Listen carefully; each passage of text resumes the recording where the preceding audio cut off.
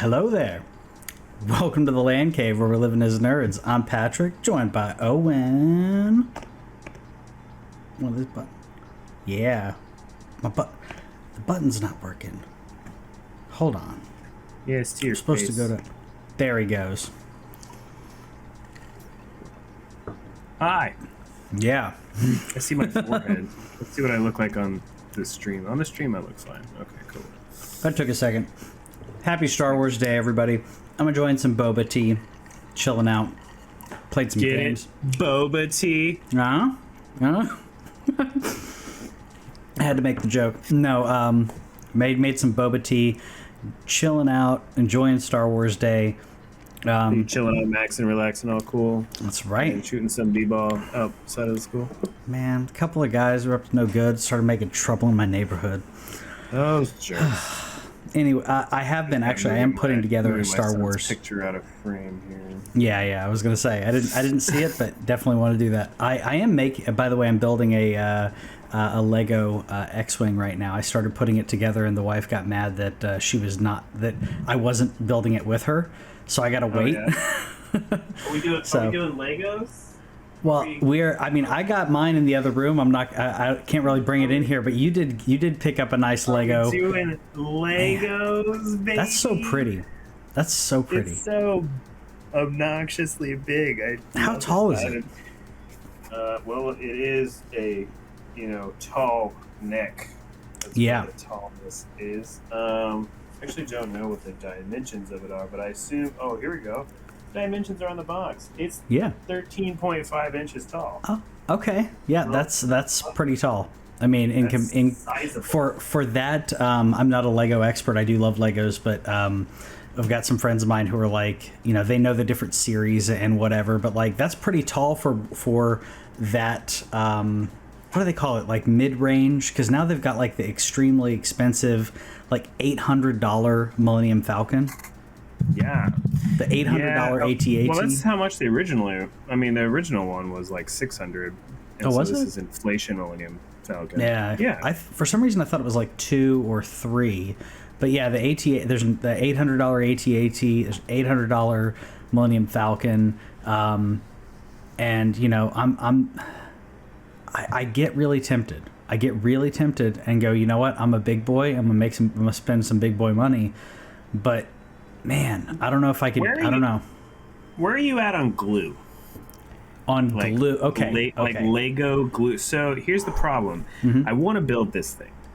One, I don't know where I'm going to put it in here. As you see, I kind of have to finagle my way around, like, real estate for nerdy stuff in here, right? And so there's that. I built an X-wing. I have Poe's X-wing. And at some point, it got knocked around, and it's missing a gun, which makes me sad. Yeah. I have the Episode 7 Millennium Falcon, so like the $100 one that exists. That one's in pretty good shape. Yeah.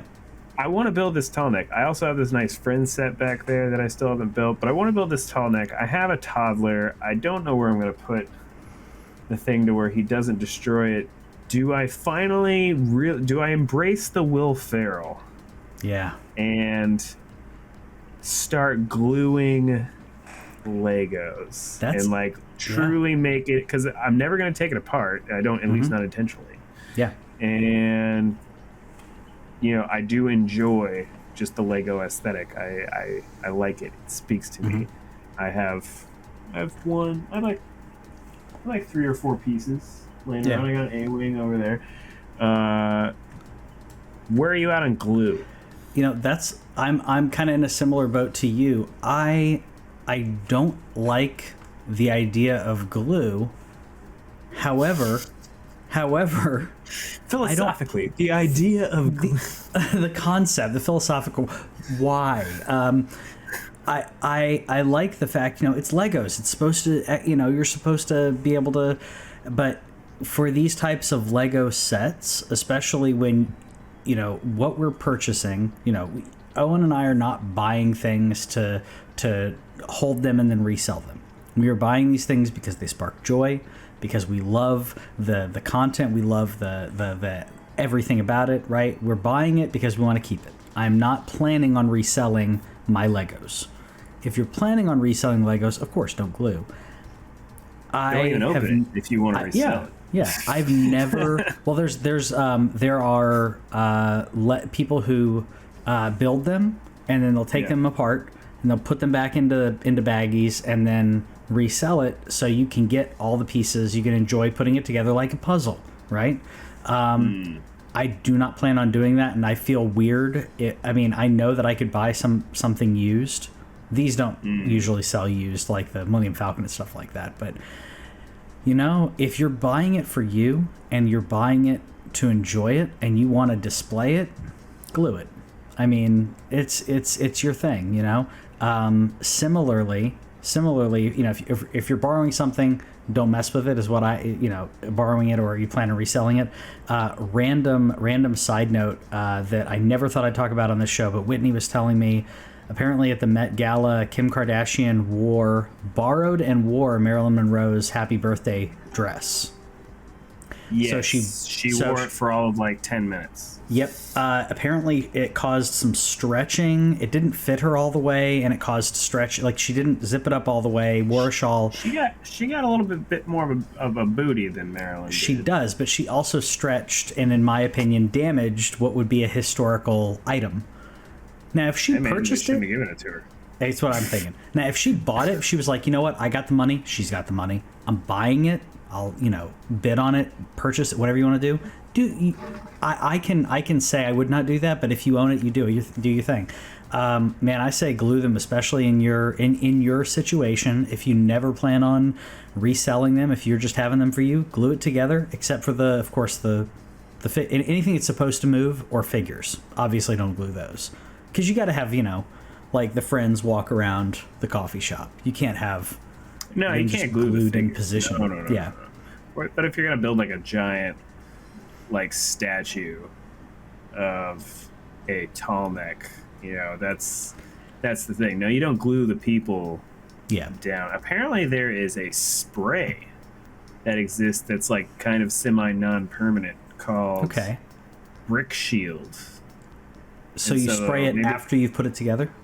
I think so. Like, kind of maybe something for like the grooves, where I might look into that. They sell it at Walmart, so that could be something that I think about. Because it's just a thing of like, what if, I don't know, just one day. But it's a thing of, I'm never gonna put it back together again. Like, I have the X-wing sitting up there, and I still like love it, but it is clearly missing like a gun, which does make me sad.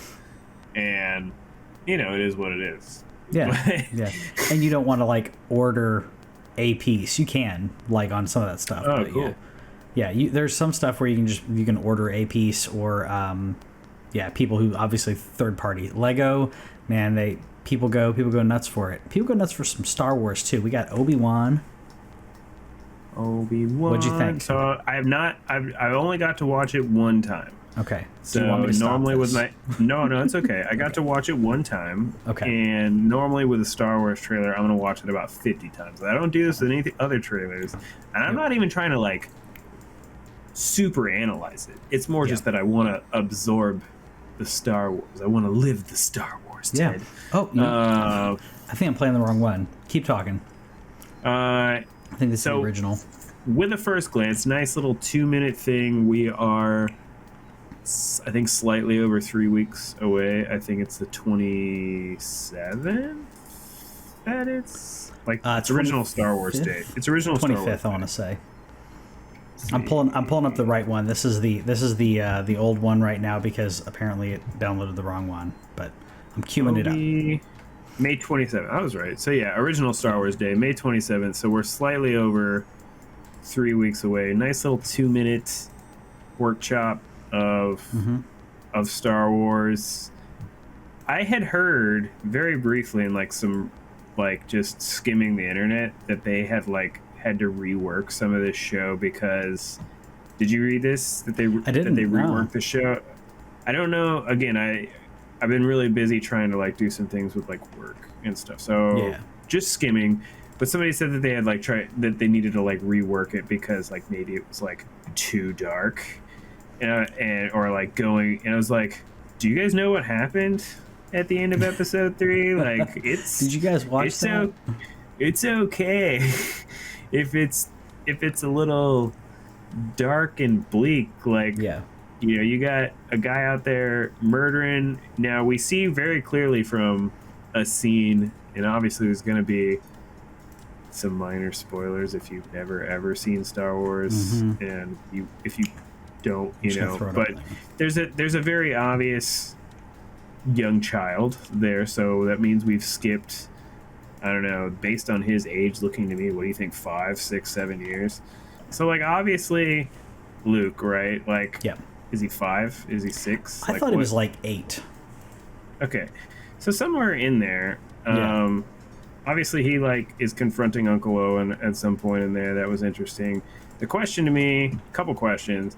Are we time hopping? So it's a mini series. Good question. Like, is each episode kind of skipping around? Like, we first get to Tatooine, what's going around? There's a very clear indication that Obi Wan is not on Tatooine the entire time, which, thank goodness. Like, we've had.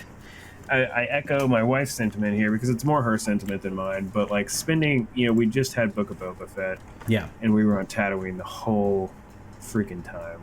Yeah. Can we get some other scenery? I hope that I don't necessarily need a big old time jump, but I definitely am glad he's going to go off world because, you know, we dropped him on Tatooine at the end of episode 3. It felt like the end of Revenge of the Sith was like, how do we put everybody where we expect them to be, right? We saw Leia getting handed over to Bail Organa. We saw Luke getting dropped off on Tatooine. It's like everything got tied up with a bow in a way that kind of makes you feel good. But yeah, I'm glad that he's going to be doing something other than being creepy hermit man. Yeah, it's also interesting that in this one showing that he's using some uncivilized weapons. That's interesting. And probably, you know, that's where, again, I don't want to overanalyze the trailer too much, but interesting where he's clearly purposely like hiding his lightsaber, and using things like blasters more. Really excited to see some Inquisitor stuff. It says in the trailer 6-part event, so we get 6 episodes. We get 6 hours, roughly. I'm sure. Yep. I'm assuming they're somewhere between like 40 minutes to an hour episodes. I hope they're an hour. I hope it's not like 35 minutes. Yeah. You know, the only thing that doesn't really add up is like what we're seeing of Darth. They better. I really hope that they're not in the same room, and if they are, there better be a really good reason for it. That's the, you know, we know he's in the show, we know Hayden has some lines, we see the suit get put on, you know, which does look dope, the way that like I love that this is a cool shot with the arm getting screwed on and everything. Like, it's interesting. They're very clearly editing the cut there to make it seem like he's like kind of there. So if they put him in the same room, there better be a really, really fantastic reason. Otherwise, I'm hoping that he's just meeting like Inquisitors and gets away. Like, I can see him doing a thing where, like, if he was on the planet, he you know, maybe some Inquisitors come to the planet and he leaves the planet to kind of lead them away from Luke. I can see something like that happening, but who knows? You know, could speculate a lot, or we can just wait 3 weeks for it to happen. Yeah, exactly. Are you saying that because of his line that he says to Obi Wan, what Vader says to Obi Wan, when I left you, I was but a learner, now I'm the master? I agree, but I could also, that line, and I know we're talking retconning stuff. It's not like Lucas planned all of this out, but I would say that him saying, when I left you, I was but a learner, now I'm the master, doesn't necessarily mean that was the last time they saw each other, but I totally get what you mean about the showdown on the Death Star means so much because they have not seen each other since he left him on Mustafar. So I think it's more, it's more impactful. Yeah, it's more impactful that he, 20 years or so has not seen him, and the last time that he saw him, he left him for dead on Mustafar. I will play devil's advocate. I don't think it'll 100% ruin it unless they have a full-on giant lightsaber battle, and then I'd feel a little weird if they had a battle. But I am curious if we will see Obi-Wan having the realization that Vader is alive, that Anakin is alive, because when he leaves him on Mustafar, goes and drops off the kids, we've not seen it on film for him to be like, Anakin's still alive. So that could be what we're seeing. It is, maybe he senses him and runs away or something. I don't know, but I would like to see that, though. I would like to see him having maybe he's close enough that Obi-Wan evades him, and then Obi-Wan has the realization of, holy, Vader's Anakin. Because they're just like Darth Vader, they don't say Anakin Skywalker. So he may have heard of Darth Vader, but didn't know that it was Anakin. And there may be some stuff in I don't know, in Rebels or whatever that I don't know that fixes that, but I don't know. No, I mean, not too. I mean, Ahsoka knows. Yeah. That Anakin is Darth, because they do fight in Rebels. Yeah. And that's where some interesting things happen that I won't spoil in terms, but they do meet, and she does know that it is. So it is possible that he has to find out somehow, because he does know later, obviously during the original trilogy, he knew who Darth Vader was, where, he says from a certain point of view and sure and everything.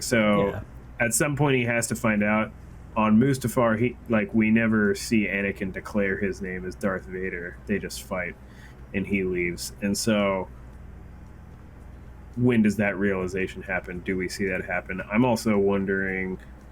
I feel like it's probably too much to fit in here, but do we get any Darth Maul references in here? Because Darth Maul hates Obi-Wan Kenobi for I would like obvious reasons, but that would be. I think that would be really sweet. Yeah. If there was just, not even if he's not in there, just some kind of reference. But for 6 episodes, it's gonna be really interesting to see what they pack in there, because this is it. We waited for Ewan to do it for, and I know he wanted to do it forever, so it wasn't just on Ewan's part, but we waited for that forever. And he's probably never going to play this character ever again. So let's do it. Hopefully it's better than Book of Boba Fett. Not that I don't have any doubt that it will be, but I don't think it'll be hard for it. I think that they respect this character and these two characters a lot more than they respect Boba Fett's character. And that could have been part of the thing. I don't know how much you liked Boba Fett. I don't mean to diss it too much. I thought it was fine. It was fine, but there was so much from because I when I'm watching, it's hard for me to turn off the analytical part of my brain when I watch movies and TV shows, and I start analyzing from a writing perspective and other aspects. And I thought it was fine, or it wasn't bad. It wasn't mediocre. It was just fine.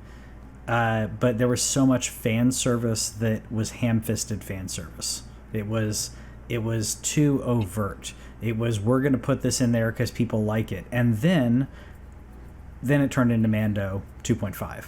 And that was the best part of it. And that's the sad part is, I will say going into it, I wanted a different type of show, and I didn't get the type of show that I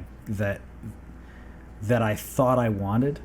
And I still may want it, but I don't think they're ever going to do a Boba Fett prequel, if you will, like seeing him before Empire. Let's see him before Empire, and what made him this amazing bounty hunter that had such a mediocre ending and episode 6, and I feel like this didn't redeem him that much. I was waiting for it to just redeem him, and he was cool. He was cool, but then he was overshadowed by Mando and Cad Bane, and I think that was the saddest part about all of it. Yeah. So what can you do? Yeah, but happy Star Wars Day. Make another show. Do making, Book of Boba Fett chapter 2. It's not like Disney's having a problem making content. I know some people have a problem with that, and I, to an extent, I do too. As long as, unless you're making good content, which Mando's been good content. Most of the Marvel shows have been good content. I didn't, I haven't actually watched Moon Knight to know. But Loki was like fine, but WandaVision was awesome, and What If was cool, and Hawkeye I really loved for what it was in terms of being like a Christmas show built into the Marvel thing. So they're going to continue to release stuff in the I'm now, as soon as this comes out, the second this show is over, I'm going to be like, all right, where's my Ahsoka show? Let's go. Where's your Ahsoka? Yep. Hopefully, maybe the end of the year. We'll see. They haven't announced that, but no, I'd say Moon Knight is. I think it's my least favorite of the Marvel shows, and I feel like Oscar Isaac's carrying it. Ethan Hawke, I'm not liking what he's. Ethan Hawke was in it. He's in it, and he's Is he a villain? A better actor. He's a better actor than this. Like, I feel like he's been okay, but and I haven't seen the last 2 episodes. So I've seen 1 through 4, not seen 5 and 6. I plan on watching it before Doctor Strange, though, just in case there's any tie-in or anything like that, because the timing on that's pretty close. It can't be worse than the last episode of Picard. I'll tell you that. I haven't season 2. The last episode, the season 2 was fine. It was going. Mm-hmm. I was like, all right, we're seeing something interesting, and then all of a sudden it was like, no, what do you do? What'd you just do? And I really don't know what they can really do with it after that. They completely changed the timeline in this show, and have retconned a major character. Okay. Or not retconned, because it is like, it's, I could talk to you about it offline, but it can't be worse than the last episode of Picard. So I intend to check it out at some point. It's probably going to be one of those things that when all the episodes are done, unless it is done now. It's done today. Today's the last episode. Okay, cool. Yeah. So it's going to be one of those things that I kind of throw on while I'm doing other stuff and just kind of work my way through it. Yeah, like I said, Oscar Isaac so far has been the thing that kept me going. I'll say I'm hopeful on the last 2 episodes. Maybe it brings it all together and it's great. I don't know. It's just well, when it comes to Star Trek, though, at least we've got New Worlds that's coming out. So hopefully that's good. I'm very excited about that. I feel like we may be getting a return to what I think makes Star Wars great. I feel like Star Trek. Man, what's wrong? I'm watching Star Wars. That's why. What makes Star Trek great, though, Owen and I both talked about Deep Space Nine being our favorite.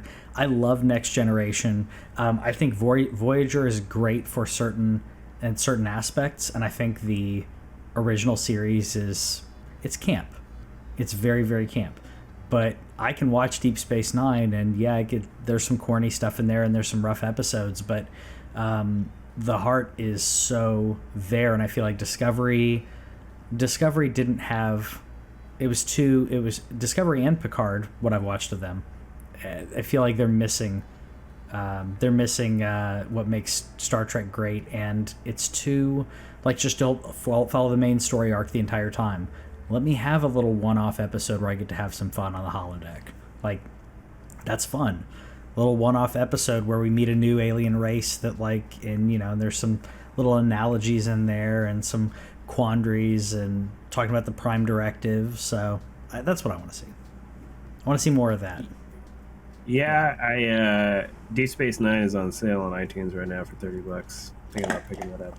How much? Right, we had talked about it the other day about how the HD versus SD, and so I put it on the alerts for when it got a discount, and literally a week later, it's like, hey, it's $30. I only want to buy it.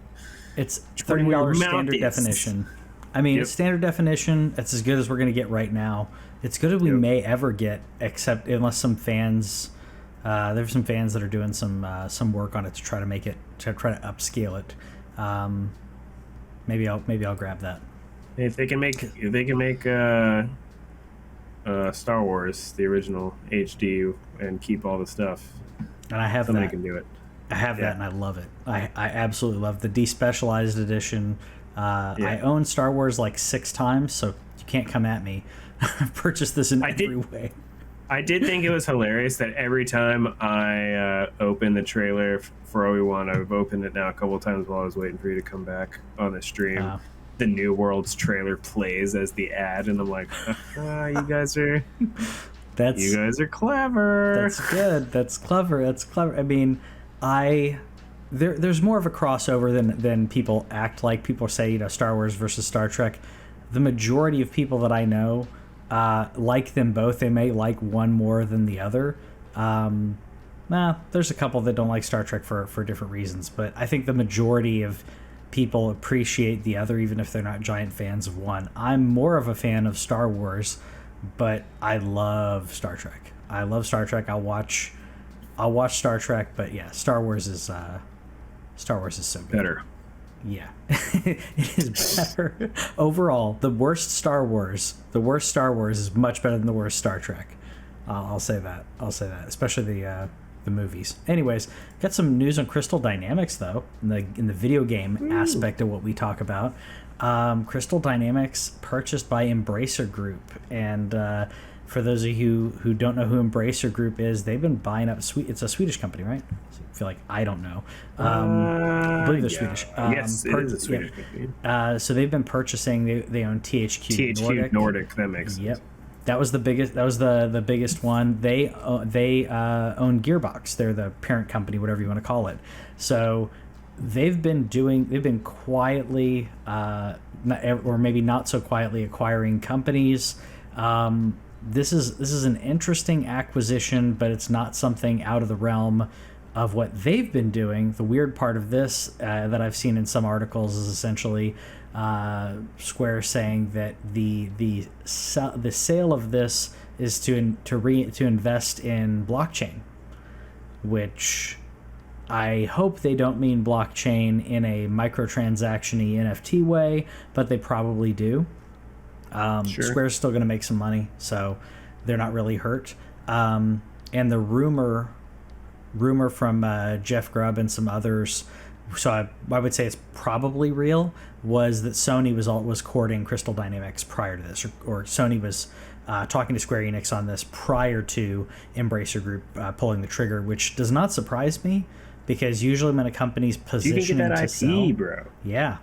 When a company's positioning to sell stuff like that, it's not usually the conglomerate, or not conglomerate, the holdings group like Embracer Group saying, I'm going to come at you. It's usually someone quietly putting them on the market saying, hey, I got something that I want to sell, but you sign an NDA, you can't talk about this. So more than likely they were shopping it around, that Square was shopping it around. The Tomb Raider is maybe the one of the saddest ones in this, that it's not going to be made by them, but at the same time, Embracer Group may do something really great with it. I think Legacy of Kain is one that we may see a reboot of this IP and do something good with it. We haven't had a good Legacy of Kain game in a long time, and I think it's a good IP. So we'll see what they decide to do.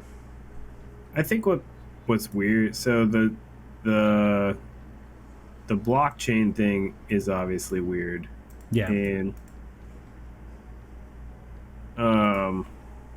but what I don't know. I feel like one weird thing that I guess is just being talked about less, in my opinion, is just that, yeah, they got they mentioned the thing about NFTs, and obviously that did steal the story away. But to me, Square just said that they're giving up on Western games.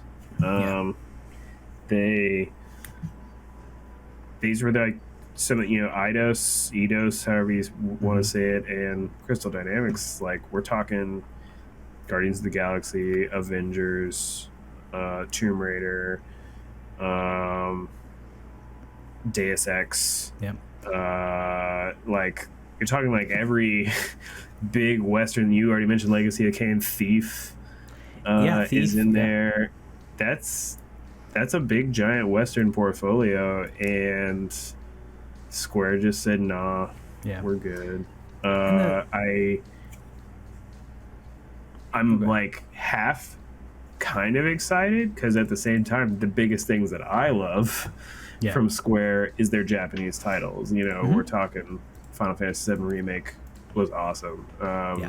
The Babylon's Fall is obviously not a Japanese game, so that's kind of strange that they're keeping that one in terms of their release that's coming soon. But their Japanese games, that's what made Square for me. That's where I've always loved Square the most. And so they've been kind of flailing around in the Western space for like the last decade. Do we see like a more focused Square? In a way, I wonder if it allows them to really focus on that Japanese portfolio, and hopefully Embracer Group can do something with that new, this fresh Western portfolio of theirs. But I feel like I just think it's weird. Like, nobody's mentioning, like, to me, this is like Square saying we're done making Western games. Yeah, no, I agree. I don't mind them doubling down on this, like on doubling down on the Japanese games, JRPGs, and all of that. I don't mind them doing that, because we love those games. I think I don't know what they expected, but every time that like Tomb Raider or Deus Ex or anything came out, they'd always say, "Oh, it was disappointing. It didn't hit the numbers that we wanted it to hit." So I don't know what those numbers were, what they expected it to hit versus what it, what they actually sold. That's the odd thing to me. I don't know if they purposely. I'm not saying they wanted them to fail, but I feel like maybe they thought the Western games from them would do better than the Japanese games. But when I look for Square, they have a certain fan base around them, and of the JRPG fans and the Japanese, the Eastern game makers. So I don't know what they were really expecting. I think they made some great games out of it, but I don't know. Maybe I guess they were thinking that they were going to conquer Bethesda or something, but it's not going to outsell Doom, right? I mean, I think that they had a problem with managing the Western studios. I don't necessarily, because like those games made money, but they didn't make a lot of money. Like Avengers lost money, so that's a clear. That movie or that game just. That was bad all but over. Guardians came back, but it had a really slow start, and Tomb Raider obviously did well. But whenever you look at like them making money, I don't know if it's a wanting to fail and having low expectations. I think it's maybe they gave too much leeway to studios on the other side of the world, and they let them spend a bunch of money, and then it's like, all right, well, if you're going to spend a bunch of money, you need to make a bunch of money. And I don't know if they made a bunch of money. Apparently not enough. So I don't know what the profit margin, what that ROI, that return on investment. Small. Probably really small. They probably were expecting more, and they wanted it quick. And that's not how, to me, the best selling games do well. They do well when they launch, but they continue. They're evergreen. They continue to sell. Final Fantasy VII Remake is going to continue to sell. So it's just going to keep going. Speaking of games, classic games that keep going, I saw this and I had to include it. Apparently, Stone Cold, I don't know if you watched this little clip that I threw in there, but Stone Cold giving Cody Rhodes a quick rundown of questions. And Cody Rhodes is a huge video game fan, so it didn't surprise me that he was asking about that. Stone Cold was asking about Zelda games, because he's asking a gamer. But for Stone Cold to say Breath of the Wild is his favorite Zelda game, I'm like, I'm not saying Stone Cold played it, but maybe he did. Maybe he's got family members that enjoyed it. I don't know. I'm just imagining Stone Cold drinking a cold one and watching Zelda. Like, I think probably somebody wrote it down on his sheet and he said it because he just doesn't strike me as somebody who does, but you never know, in retirement. Honestly, did you watch the whole thing? Yeah. Honestly, that wasn't even the best take for this podcast. It is the best take, and Sure. I did think it was hilarious, and I thought that it was funny that like Cody responded to it. It was like, oh, it's bolts, but it was the fact that that Cody Rhodes said that Whataburger is better than In-N-Out. I was gonna bring say correct. I was gonna bring that up too. Yep. Correct. Yep. That was Spicy great. ketchup. He even threw it out there, which makes Whataburger just that much better. Yeah. And it's so much better. So that was my favorite part of it. But yes, of course. Just imagine a dude like Stone Cold just out on his farm in Texas, just sitting with his Switch out on his 4x4, just playing a little Breath of the Wild there. I like the image. I think somebody should ask him about it at some point. I may need to. Someone needs to ask him about it, because I thought of more of like someone that he knew, like had played the game, and he's like, this is all like, kind of your dad, watching you play a video game, that kind of thing, like over the holidays or something. I imagine that. But no, I love that. I know we don't talk a lot about wrestling, every now and then we do, but I'm glad Cody Rhodes is back and WWE. Only because I feel like he. What? You think it's interesting? I thought it was interesting since he built the other, he built Elite Wrestling. Yeah, he was obviously, he wasn't the money bags for All Elite Wrestling, but he made it what it is. He kind of guided it and molded it. I feel like his move and changing back to WWE had to mean he felt like he'd ended his course. And I know he said things in interviews, and you got to take it with a grain of salt when it's a wrestler being interviewed. But I feel like he probably was like, I did what I can here, and I want to. If I go back to WWE, I can make some money because they're going to pay him. And now he doesn't have to be Stardust. So yep, he doesn't have to be Stardust, because when he left, it was a contentious. He's proven himself that he can do his own thing. So I think that he was happy. I think that negotiation where he probably said, if I come back, I'm going to do whatever I want. There's also a clip, again, I don't know if you've seen it, but it's Cody Rhodes and The Miz. And it was, I think, the day after he came back. And Cody Rhodes is saying all the words that Vince does not allow people to say. If you're familiar with the band words like wrestlers, they're not wrestlers, they're superstars. It's not a belt, it's the title. He literally is going through naming every word that you can't say, and the Miz is coming back at him, like correcting him. I feel like he's been given some carte blanche, which Miz is great. Miz has proven that he's awesome. He deserves a place on there. So I love that, because it's like, I feel like he got to come back and he got to do whatever he wanted, and Vince is okay with it because Cody Rhodes is going to wrestle for him. That's great. It's less for the competition, and one of the biggest names to be taken from the competition. So by the way, we talked about NFTs. I should have gone into this instead, but NFTs apparently are on the decline. Just really briefly say that in regards to people trying, games and companies trying to sell them. Sales were down like 92%, I think was the metric.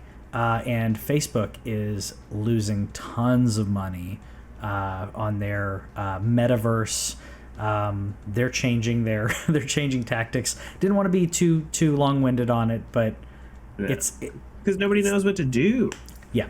Spot on. Like, no, it's a joke. Like, yeah. And there's blockchain. First of all, is very important. It's very important to me. Yeah. It's very important for a lot of things legalese.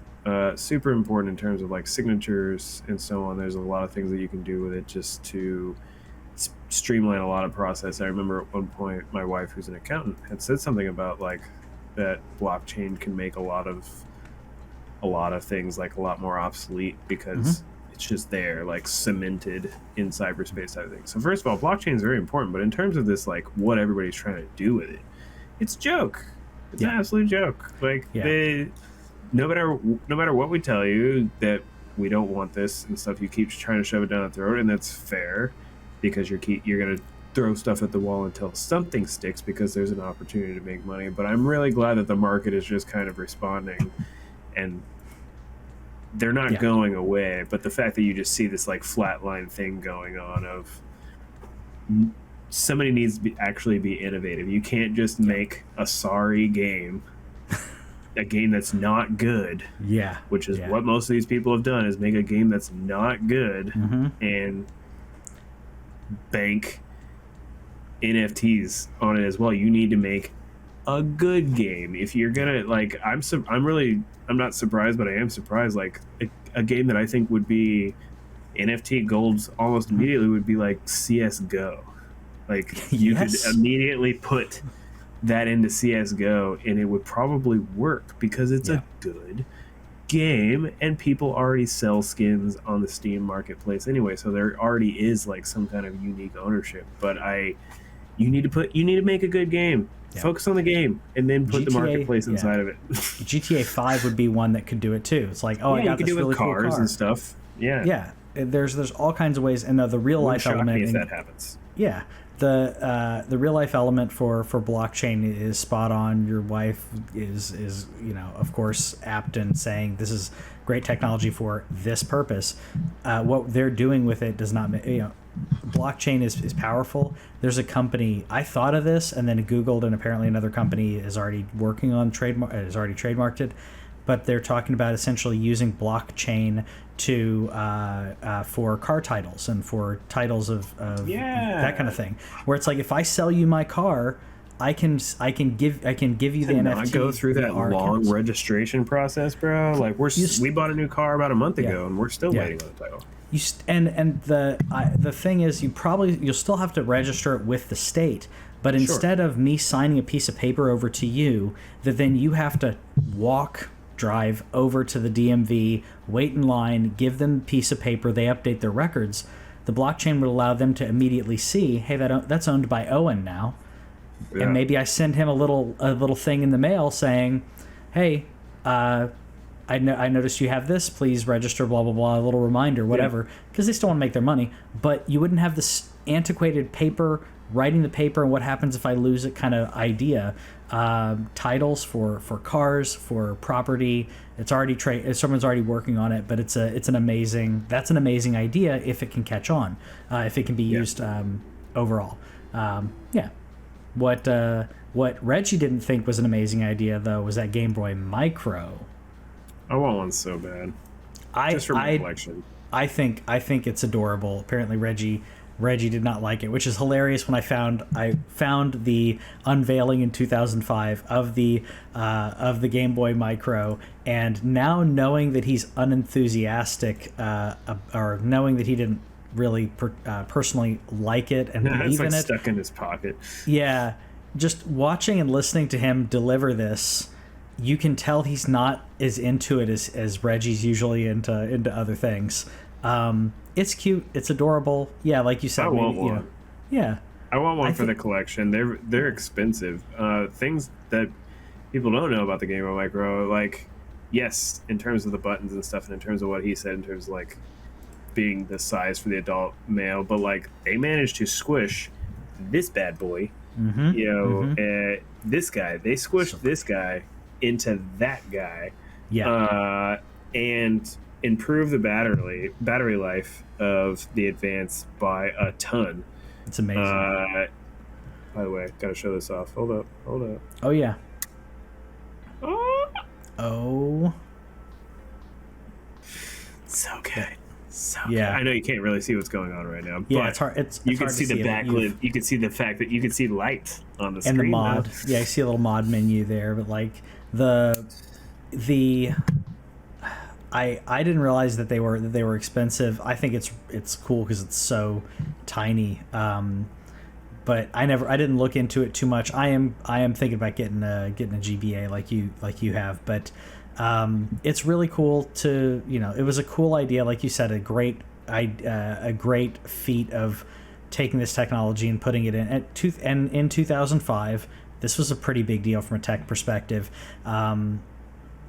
Like you said, he didn't like it because he didn't think that it was would appeal to the adults because it is tiny. And I've played my my Game & Watch, the Zelda Game & Watch. It's tiny. It's not comfortable. But I don't think that Nintendo was thinking about, comfort, long-term gaming when it came to this. It was convenience. It was the fact that this thing can slip into your pocket, into anyone's pocket, even the tiny pockets in women's clothing. It would fit in that, as opposed to you're not gonna put a Switch in there. You can get a GBA non-SP, so like the one that I just held up. Yeah. You can get that for around like 60, 70, 80 bucks. An SP sometimes can run you a lot. The SP is a little bit more popular, but it's still around the same price, like around like 100. A micro is like 150 to 200, just because they're rare. That like the stock on them, there's just less of them in the world. And the thing about the micro that was cool is they made a lot of special ones. So if I was going to get one, I would want to try and go after the Zelda one or something. But it's probably going to be a thing where it's just, if I ever happen to see one at a garage sale or flea market or something and get lucky. I have not been hunting these just because I am spinning. I'm very happy with what I did with this. By the way, the screen is beautiful. I now have the entire NES, Game Boy, Game Boy Color, and Game Boy Advance collection. So that's about 1,200 somewhere around like 3,000 games. Okay. Because the Game Boy and Game Boy Color, there's some crossover there. Gotcha. But the NES had about 800. The GBA had about 800. So I didn't count exactly how many it was, but all of that is in here right now in this baby with a beautiful new screen. Very happy, but the screen was about 50. The cart was about 50. The SD card was cheap. I think it was like $10. And so restoring this Game Boy Advance to a awesome glory cost me about $100 in itself. So it's one of those things where hunting for some of these is hard, but coming across them, I now have a beautiful Pokemon Game Boy Color up there that my sister returned to me, and I'm very, very happy to have that in the collection. Cool. But hey, listeners, if you ever come across a micro that you don't want, you let me know.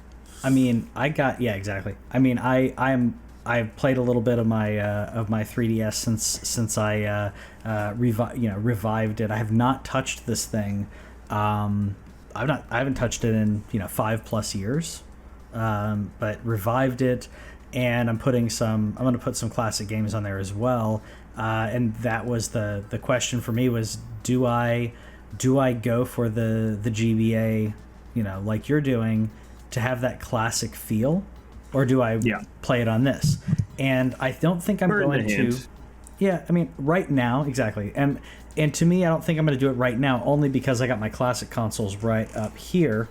So since I have those, and the majority of times that I'm going to be playing, I'm going to be around my stuff. So I think I'll be happy with what I've got there. But who knows? I may want to do that later on, or if I find one in a garage sale or flea market, it's going to come with me. It's going to come home with me. The other thing that you have to be aware of with the 3DS in particular. So you can do a flashcard situation like I have. So and that works with if you have the old DSi, but in the 3DS XL situation, the 3DS XL only can take up to a 32 gigabyte SD card. Now, you can fit the entirety of what I have right now. So SNES does not run on GBA, so I have the entire SNES library as well. But all of the things that I just named fit on a 16 gig card. The only thing you just have to be aware of is if you're downloading any extra 3DS games and how that results in your memory card, because you can only have one memory card for the 3DS because of the way the system works. So I just want to make you aware of that. You are, if you're going to do one library in particular, I would probably put the SNES, just because the SNES doesn't run on Game Boy Advance. But if you're looking at it a different way, since you have the SNES and NES classics, you could definitely load up the like Game Boy collection, and it's super small, like GBA, GBC, and GB. I think all together is around like 3 gigs tops. Yeah. So it's a little more time consuming, but what I'm thinking about doing with it, because I will say I didn't put everything on those classic consoles because of the same limitation.